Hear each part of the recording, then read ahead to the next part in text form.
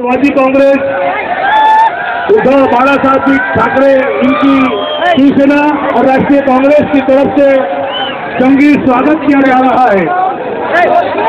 सभी जोरदार तालियों से स्वागत करें हमारे इमरान भाई का भाई इमरान प्रतापगढ़ी साहब। बहुत बेचैन थे आप जिसको देखने के लिए, वो शख्सियत आपके बीच आ चुकी है। तुम जहर की शीशी में दवा ढूंढ रहे हो। वहाँ दवा नहीं है, वहाँ मोहब्बत नहीं है, वहाँ शिफा नहीं है, वहाँ सिर्फ नफरत है। नफरत है वहाँ पर, और इधर मोहब्बत के अलंबरदार लोग खड़े हैं। राहुल गांधी जी ने अपना नुमाइंदा बना करके महेश गंगने साहब को आपके बीच में भेजा है।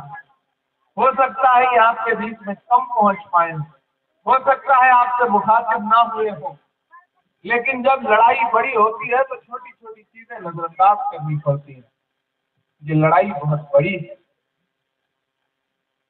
एक तरफ भाजपा के झूठे नेता है, महायुति के झूठे नेता है। तो महायुति का एक नेता जो है ना, मिनिस्टर गांव में गया, उसने गांव के लोगों को इकट्ठा किया, आपकी तरह भोले वाले लोग वो सपोर्ट की तरह सब इकट्ठा हो गए। तो उसने गांव वालों से कहा, बताइए आपकी क्या समस्याएं हैं, मैं आपकी समस्या खत्म करूंगा। तो बताइए, अभी खत्म करूंगा। गांव वाले सीधे साधे से बोले, साहब हमारी 2 बड़ी समस्याएं हैं, बड़ी दिक्कतें हैं, इन्हें खत्म करवाइए। तो बोला बताइए। बोले गांव में कोई हॉस्पिटल नहीं है। उसने अपना मोबाइल निकाला, नंबर डायल किया और लगा फोन पे किसी को डांटने कि देखो गांव में हॉस्पिटल नहीं है, मैं यहाँ आया हूँ, लोग खड़े हैं मेरे सामने गांव के, कल तक यहाँ एक टेम्पररी हॉस्पिटल चाहिए, डॉक्टर चाहिए, वरना ठीक नहीं होगा। ये कह के उसने फोन रख दिया। बोला देखो मैंने तुम्हारी एक दिक्कत का तुरंत खात्मा कर दिया, तुरंत एक समस्या खत्म कर दी, दूसरी बताओ। गांव वालों ने कहा, साहब हमारी दूसरी समस्या ये है कि गांव में मोबाइल का कोई नेटवर्क नहीं आता। ये है महायुति के लोगों का झूठ। झूठ ऐसे बोलेंगे ना, झूठ ऐसे बोलेंगे ना कि आप भी चौंक जाओगे, आप भी लम्हा भर के लिए यकीन कर लोगे। इनके झांसे में आने की जरूरत नहीं है। एक दिन मैं पार्लियामेंट में बैठा था, सामने मोदी जी भाषण दे रहे थे। बोले बताओ कांग्रेस वालों 70 साल में क्या बनाया। इधर से मैं खड़ा हो गया, मैंने सोचा बताना शुरू करूं। तब तक खरगे जी बोले, इमरान मत बताओ, जो बताओगे ये उसको भी बेच देंगे, बेचने का है। मैंने कहा बात तो ठीक है। मैं चुप हो गया। मैं आज के जब भी पार्लियामेंट में जाता हूँ ना, तो नरेंद्र मोदी जी को उनके पुराने भाषण याद दिलाता हूँ, उनके नारे याद दिलाता हूँ कि भाइयों बहनों जाने की चाबी मुझे सौंप दो, मैं देश नहीं लुटने दूंगा, चौकीदारी करूंगा। अब तो उनसे पूछता हूँ, वहाँ भी खड़ा होकर के, वहाँ भी खड़ा होकर, ये कहाँ सोया है। देखो फेंको ना, उठा बाकी फेंको नहीं गए। चाहिए ना कोर्ट में इस तरफ से कई तरफ साथी करे हुए शिरकत चाहिए। कहाँ सोया है चौकीदार, कहाँ सोया है चौकीदार, विजय माल्या के नीचे हो गया फरार, कहाँ सोया है चौकीदार, कहाँ सोया है चौकीदार। ये चाय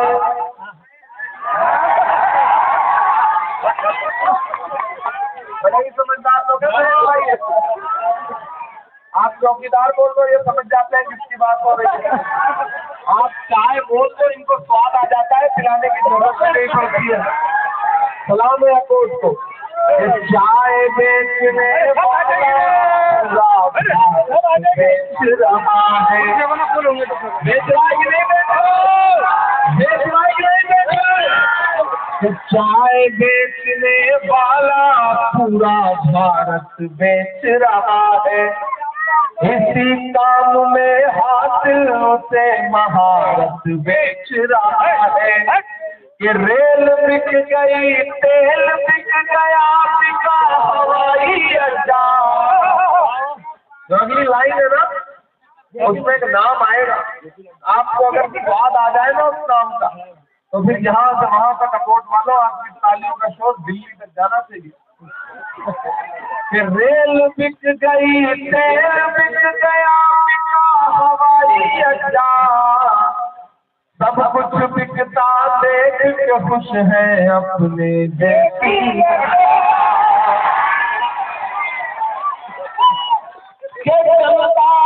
महंगाई की मोरी करती हाहाकार, कहाँ सोया है चौकीदार, कहाँ सोया है चौकीदार।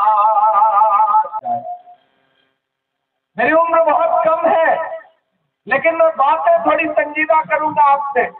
दिल्ली में बैठा हुआ हाकिम ये सोचता है कि महाराष्ट्र को गुजरात के रिमोट कंट्रोल से चलाया जाए, लेकिन वो हाकिम ये भूल जाता है कि ये महाराष्ट्र है, ये वीर शिवाजी महाराज और बाबा साहब अम्बेडकर की धरती है, इसे गुजरात के रिमोट कंट्रोल से नहीं चलाया जा सकता है।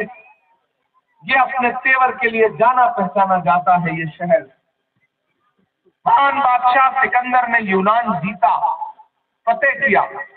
यूनान जीतने के बाद वो जीत का जश्न मनाने के लिए शहर की सड़कों पर निकला, तो उसने देखा कि पूरा शहर जश्न मना रहा है, लेकिन एक फकीर सड़क के किनारे बेखबर सो रहा है।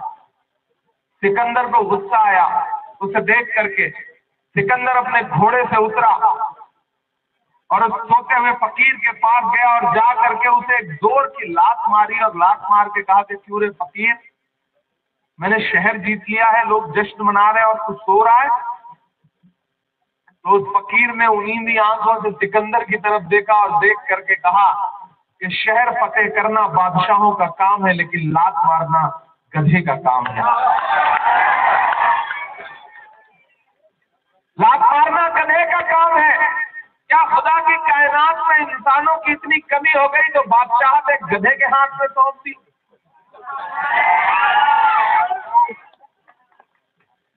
आपको ये बात तो समझनी पड़ेगी। एक तरफ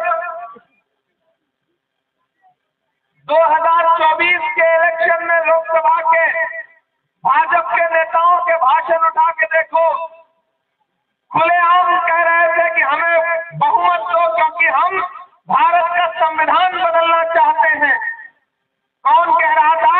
भाजपा के आनंद हेगड़े, दिया मिर्धा, लल्लू सिंह, अरुण गोविल, ये सारे भाजपा के नेता क्या नारा लगा रहे थे कि हमें मेजॉरिटी दो, हमें संविधान बदलना है।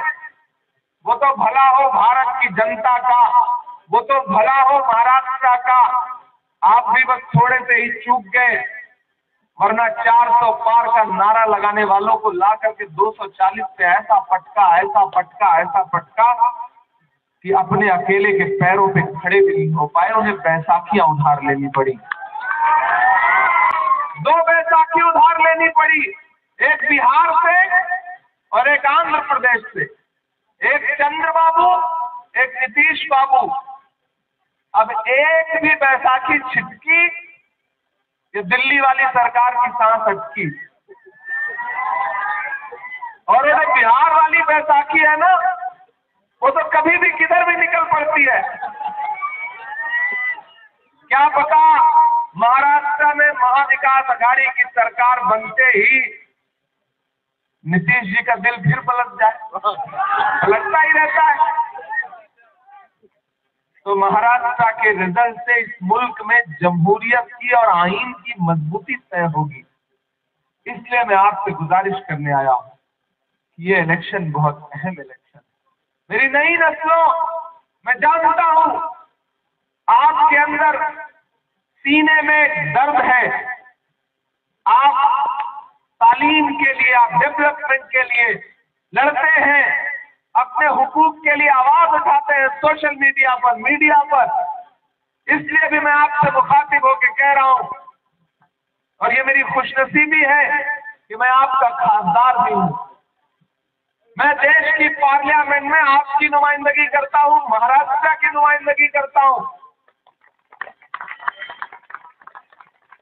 आपसे कोई तो मेरा रूह का रिश्ता है कि जब मेरी पार्टी ने मुझे देश की सबसे बड़ी पार्लियामेंट में भेजने का फैसला किया, राज्यसभा में भेजने का फैसला किया राहुल जी ने, तो उन्होंने मुझसे कहा कि तुम महाराष्ट्र से राज्यसभा जाओ। तो मुझे लगा कि कुछ तो मेरा रूह का रिश्ता है महाराष्ट्र की मिट्टी से, यहाँ के लोगों से। अब मैं वहां खड़ा होकर के आपके लिए बोलता हूं और आपको यकीन दिलाता हूं कि आप पार्लियामेंट की मेरी स्पीचेस उठा के देख लीजिए। मैं डरा नहीं, मैं झुका नहीं, कहीं छुप छुपा के खड़ा नहीं। जो डटे हुए हैं महान पर मुझे उन सपों में तलाश कर, बोल रहा हूं मुसलसल, लड़ रहा हूं मुसलसल, हाकिम की आंख में आंख मिला करके सामने बैठ के बोलता हूं बिना डरे, क्योंकि आपकी दुआओं ने मुझे वो ताकत दी है। इसलिए मैं आपसे कह, नौजवान है, युवा है, आप सबके बीच में रह के आपकी खिदमत करेंगे, आपके लिए लड़ेंगे। इसमें कोई दो राय नहीं है कि इन इलाकों को डेवलपमेंट की बहुत जरूरत है। सड़कों की हालत खराब है, तालीम पर बहुत काम होने की जरूरत है। मैं तो आ रहा था तो सड़क ऐसी थी कि पता ही नहीं चल पा रहा था कि सफर कर रहा हूँ या आखिरी सफर कर रहा हूँ। तो बड़े काम की जरूरत है यहाँ पर। और मैं महेश जी की तरफ से आपको यकीन दिलाता हूँ कि महाराष्ट्र में महाविकास आघाड़ी की सरकार बनने जा रही है, कोई दो राय नहीं है। सरकार बनने जा रही है। जब सरकार बनने जा रही है तो जो सरकार का आमदार होता है ना, वो हर लिहाज से बहुत ताकतवर होता है। उसके पास डेवलपमेंट का काम कराने के लिए फंड भी बहुत मिल सकता है और उसको मौका भी बहुत मिलता है। और मैं महेश जी की तरफ से हिदायत भाई को भी यकीन दिलाता हूँ, हिदायत भाई मैं आपका खासदार हूँ। मुझे अफसोस है कि अब तक आज तक अकोट से कभी भी किसी मुद्दे पर मुझसे निधि मांगने के लिए कोई आया नहीं। मैंने चाहा कि लोग आए ताकि मैं अपनी निधि दे सकूं वहां डेवलपमेंट के लिए। मैं आपको यकीन दिलाता हूँ, इलेक्शन खत्म होने दीजिए, महेश जी को आमदार बनने दीजिए। तालीम के लिए इस इलाके में आप जो भी करना चाहते हैं, महेश की निधि कम पड़ेगी तो इमरान प्रताप भाई अपनी निधि मैं आपको यकीन दिलाता हूँ, मैं भरोसा दिलाता हूँ आपको, अकोट वालों और मेरे नौजवान साथियों। मैं आपका हूँ, आपकी वजह से हूँ, किसी सियासी घराने से नहीं आता। मेरे वालिद कहीं किसी सियासी पार्टी में नहीं थे, मैं तो शायर हूँ। आजकल हर दिन हमारे हेलीकॉप्टर की चेकिंग हो रही है, उद्धव ठाकरे जी की हेलीकॉप्टर की चेकिंग हो रही है। आज हम उतरे जब तो उड़न दस्ता आया, बैग खोलिए साहब चेक होगा। हमने कहा चेक कर लीजिए। बोले आपके बैग में क्या है? मैंने कहा मैं तो शायर हूँ, मेरे बैग में मोहब्बत है लोगों की, इससे ज्यादा और कुछ नहीं। चेक कर लीजिए। लेकिन आप सोचो ना कि किस तरह अपोजिशन के नेताओं को परेशान करने की कोशिश की जा रही है। आज जलगांव में, भुसावल में मेरी सभा थी, तो मेरी हेलीकॉप्टर की लैंडिंग की परमिशन 35 किलोमीटर दूर दिया जहां से सभा थी, ताकि मैं अकोट सही वक्त पर ना पहुंच सकूं। इतना डिस्टर्ब, इतना घबराई है महायुति सरकार। लेकिन मजबूरन मुझे उस सभा को फोन पर संबोधित करना पड़ा और फिर वापस लौटना पड़ा, वरना अकोट और अकोला की सभा डिस्टर्ब हो जाती, पहुंच ना पाता। तो इतना परेशान करने की साजिशें कर रहे हैं, लेकिन इन्हें पता नहीं है कि जुल्म करती है जवानी भी नहीं मांगोगे, जुल्म करती है जवानी भी नहीं मांगोगे, खून में अपने रवानी भी नहीं मांगोगे। मेरे मिट्टी के घरों पे बरसने वालों, मैं जो गरजूंगा तो पानी भी नहीं मांगोगे। ये साजिशें बंद करिए। 23 तारीख को रिजल्ट आने जा रहा है, महाविकास आघाड़ी की सरकार बनने जा रही है। महेश को आमदार बना करके असेंबली में पहुंचाइए, एक आमदार जिताइए, खासदार साहब को फ्री पाइए। इससे अच्छा ऑफर तो कुछ हो नहीं सकता, नहीं हो सकता ना। तो फिर 20 तारीख को घरों से बाहर निकलिए, एक एक वोट लेकर के जाइए। और इतना वादा आपसे ये भी करता हूं कि 23 को रिजल्ट आने के बाद हिदायत भाई मुझे एक बार फिर अकोट बुलाइए। मैं आना चाहता हूँ और बाकायदा हफ्ते भर पहले से लोगों को बता के बुलाइए इस इलाके में तालीम पर क्या काम किया जा सकता है। इस इलाके के दानिशमंद लोग, यहाँ के कॉरपोरेटर से एक साथ सर जोड़ के बैठिए प्लान के लिए। अब मैं हूँ, आपकी दुआओं ने मेरे कलम में इतनी ताकत दे दी है कि मैं कुछ ना कुछ तो आप लोगों को इस इलाके को दे ही सकता हूँ। तो मुझसे लीजिए, मुझसे काम लीजिए। बदन में जो भी लहू है तेरी अमानत है, जहाँ जहाँ हो जरूरत वसूल कर देना। ये मेरी आपसे गुजारिश है।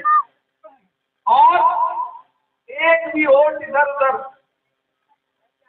अगर आप बर्बाद करते हैं तो सीधे फायदा भाजपा को होगा, महायुति को होगा।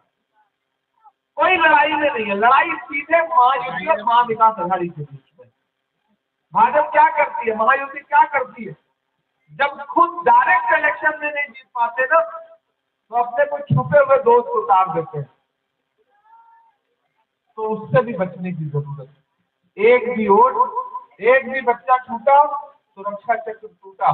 जो पोलियो का ऐड आता था ना, उसको याद रखो वोट देने जाने से पहले। 1 नंबर पे है बटन, मतलब पहले से ही 1 नंबर पे है। महेश जी के साथ ऊपर वाला भी ठीक कर रहा है मतलब। तो मेरी गुजारिश है साथियों कि जाइए, एक एक वोट हाथ के पंजे के सामने वाले बटन पे दबाइए। और ये अपील मैं इस बात के लिए कर रहा हूं साथियों, याद करो कि जब मुल्क में नफरतें उफान पर थी, तमाम सियासी रहनुमाओं ने आपकी परछाइयों से दामन बचाना शुरू कर दिया था। ऐसे वक्त में दिल्ली से एक इंसान उठा और उसने कहा कि मैं कन्याकुमारी से कश्मीर तक 4000 किलोमीटर पैदल जाऊंगा, बस एक नारा लगाऊंगा कि नफरत छोड़ो भारत जोड़ो।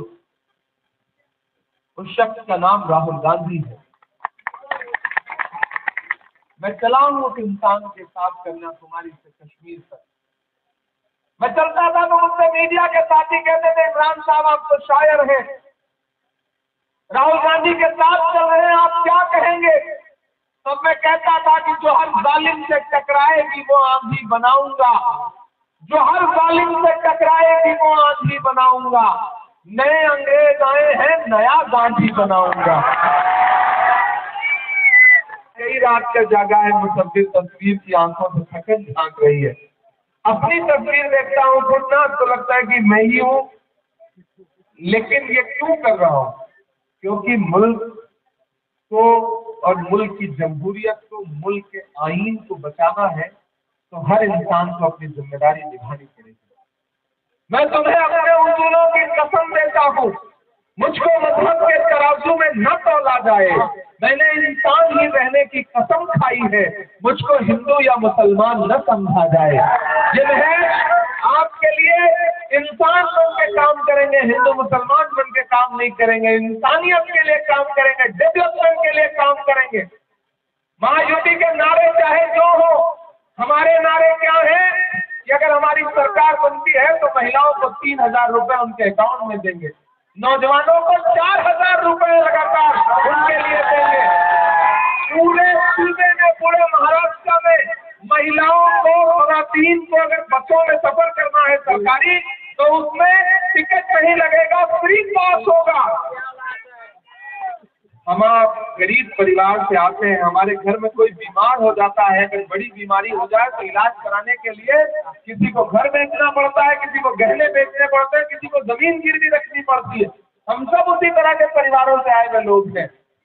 लेकिन महाविकास आघाड़ी की गारंटी क्या है कि हमारी सरकार बनने दीजिए, हम 25 लाख रुपए का हेल्थ बीमा हर इंसान को देंगे ताकि किसी को इलाज के लिए अपना घर और अपनी जमीनें न बेचनी पड़े। हम डेवलपमेंट की बात कर रहे हैं, हम तरक्की की बात कर रहे हैं, हम नफरत की बात नहीं कर रहे हैं। ऐसे में जो कोई भी आपके बीच में आए तो उनसे कह देना, भैया ठीक है, बहुत शुक्रिया, लेकिन इस बात को हम महाविकास आघाड़ी की सरकार बनाएंगे। जाते जाते एक लफ्ज नहीं सुनाऊंगा तो आप कहेंगे कि बहुत भाषण चला के कि जख्म पर जख्म खा के निकले हैं, एक दिन पार्लियामेंट में, अभी हम लोग नौजवान है ना, 36 साल की उम्र में आदमी थोड़ा ज्यादा ही जोश में होता है, लेकिन पार्लियामेंट में हम लोग आवाज उठा रहे थे, एक साथ सस्पेंड कर दिए गए। 146 एमपी हिंदुस्तान की तारीख में पहली बार एक साथ सस्पेंड हुए। जब सस्पेंड होकर के बाहर निकले तो मीडिया के साथ ही खड़े थे, बोले हो गए सस्पेंड, तंज करते हुए। तो मैंने कहा हाँ हो गए सस्पेंड, लेकिन फख्र है कि आज सस्पेंड होके बाहर आए। अगर सस्पेंड होने वाली लिस्ट में नाम नहीं होता ना, तो मुझे लगता कि मैं बुज़दिलों की फहरिस्त में शुमार हूँ। आज सस्पेंड होके आया है तो लग रहा हूँ कि हाँ, मुद्दों पर आवाज उठाने के लिए जिस उम्मीद के साथ हमारी आवाम ने हमें देश की पार्लियामेंट में भेजा है, उस उम्मीद पे खरे उतरे हैं, इसलिए सस्पेंड हुए हैं। तो बोले आप शायर हैं, शायरी की जबान में बताएंगे? मैंने कहा हाँ बिल्कुल बताएंगे। कि जख्म पर जख्म खा के निकले हैं, हाँ अगर मुस्कुरा के निकले हैं, यार है ना कोर्ट वालों, पर जख्म खा के निकले हैं, हम अगर मुस्कुरा के निकले हैं, सर झुकाने का हुक्म जब आया, सर झुकाने का हुक्म जब आया, और भी सर उठा के निकले हैं, नारे हक लगा के निकले हैं, नारे हक लगा के निकले हैं। सांसद बात में हूँ, पहले शायर हूँ। जो कह के जा रहा हूँ एक दिन तक साबित होगा कि हर सितम का जवाब आएगा, इनकलाब आएगा। और अगली जो दो लाइन है उस पर जिन्होंने अब तक हाथ भी आएगा, देखना इनकलाब आएगा, अच्छे दिन का किए थे जो वादा, अच्छे दिन का किए थे जो वादा, उनका दिन भी खराब आएगा, उनका दिन भी खराब आएगा। कि हम तो निकले हैं मुस्कुराते हुए, हम तो निकले हैं मुस्कुराते हुए, और वो तिल मिला के निकले हैं, नारे हक लगा के निकले हैं। और जाते जाते आपको इतना यकीन दिला के जा रहा हूँ कि दायरे में सिमट गया। तो मौजूदा आकोट शहर में आज जो अपने सभा को संबोधित किया है, मौका दिया। इसके पहले भी मेरे पिताजी जो थे इस आकोट मतदार संघ में, उन्होंने बहुत बड़े पैमाने पर विकास किया है। तो लोगों पर, हमारे परिवार पर भरोसा है और वो भरोसा मैं कभी टूटने नहीं दूंगा। मतलब कहीं ना कहीं आकोट शहर वासियों की जो समस्याओं का समाधान आप करेंगे? देखिए, आकोट शहर की नगर पालिका की खस्ता हालत इस भाजपा के नेता ने की है, भाजपा के आमदार ने की है। देखिए, ऐसा है कि जो इतने बड़े पैमाने पर जो भ्रष्टाचार यहाँ के आमदार ने नगर पालिका के माध्यम से की है, तो हमारे कई नगर सेवकों को तकलीफ हो रही है कि यहाँ पे कुछ काम कर पाए। तो अगर हमारे आकोट के शहर को, आकोट शहर की जनता को एक हक का नगर आमदार मिल जाए, तो नगर सेवकों की भी ताकत बढ़ती है और जनता को भी अपने हक के काम करने के लिए एक ताकत बढ़ती है। और एक सीधा साधा एक एग्जाम्पल मैं देना चाहूँगा कि आकोट नगर पालिका में विकास तो हो ही नहीं रहा, लेकिन जो टैक्स इतने बड़े पैमानों पर जनती रही है, मतलब जो घर पट्टी के टैक्स है, पानी का टैक्स है, वो इतने बड़े पैमाने पर लिया जाता है। पहले 4 करोड़ का सिर्फ कलेक्शन था टैक्स का। इस आमदार ने वो 4 करोड़ को 20 करोड़ 19 करोड़ तक मतलब वो टैक्स वसूल करने की यहाँ पर प्रस्ताव रखा है और जनता को लूटने की पूरी तैयारी इस आमदार की है। तो हमको वो रोकना है और इसलिए मैं कहना चाहूँगा कि महाविकास आघाड़ी के साथ में जनता रहे। आने वाले 20 तारीख को पंजा ये निशानी पर जो 1 नंबर पर है ईवीएम मशीन पर, उसको साथ दे और आपकी सेवा मेरे जैसे एक आम आदमी से, कार्यकर्ता से कर ले। समस्या तो बहुत है, लेकिन जो नौजवान है उनके लिए, रोजगार के लिए क्या आप आगे सुविधा कर पाएंगे? देखिए, यहाँ पर अगर अकोट में अच्छा MIDC में अगर अच्छी सुविधाएं हो, या इस किसान जो यहाँ पर उत्पादन करता है वो कपास का हो, फिर उसके बाद में सोयाबीन का हो, या किसी भी पल्सेस का हो, वो अगर उसको फैक्ट्री में कन्वर्ट किया जाए, मतलब जो आखिरी का प्रोडक्ट उसके अंदर अगर बना, जैसा कॉटन यहाँ से अगर कपड़ा तक बने, तो बहुत बड़े यहाँ पर फैक्ट्रियाँ खुल सकती है। और अच्छी फैक्ट्रियाँ यहाँ पे बड़ी पैमाने पर खुलने से, जो मेरे पिताजी ने पहले खोली है यहाँ पर आकोट तालुका सहकारी सूत गिरनी के माध्यम से, जहाँ पे हजारों लोग पहले काम करते थे, अगर ऐसा प्रकल्प यहाँ पे 1-2 प्रकल्प भी हमारे आकोट मतदार संघ में आने वाले 5 साल में खुलते हैं, तो बड़े पैमाने पर रोजगार यहाँ पर निर्मित होंगी, और उसके लिए मैं पूरी कोशिश करूंगा। इस वक्त मौजूद है आकोट शहर में हमारे साथ हिदायत पटेल जी इस वक्त मौजूद है। साहब, क्या कहना चाहेंगे, आज जो इमरान प्रतापगढ़ी साहब यहाँ पे आए थे संबोधित करने के? वो पूरे महाराष्ट्र का 2024 के इलेक्शन का दौरा कर रहे हैं, उसी सिलसिले में वो आकोट आए थे महेश गंगने के प्रचार को, और आकोट की जनता ने उनको आश्वासित किया है यहाँ से कांग्रेस का उम्मीदवार हम असेंबली में भेजेंगे। नहीं, बहुत पब्लिक आई थी, सभी उनको सुनने को आए थे, सभी हमारे आघाड़ी के कांग्रेस, राष्ट्रवादी, शिवसेना के सभी लोग आए थे, और सभी मतदान करने का आश्वासन उनको दिए।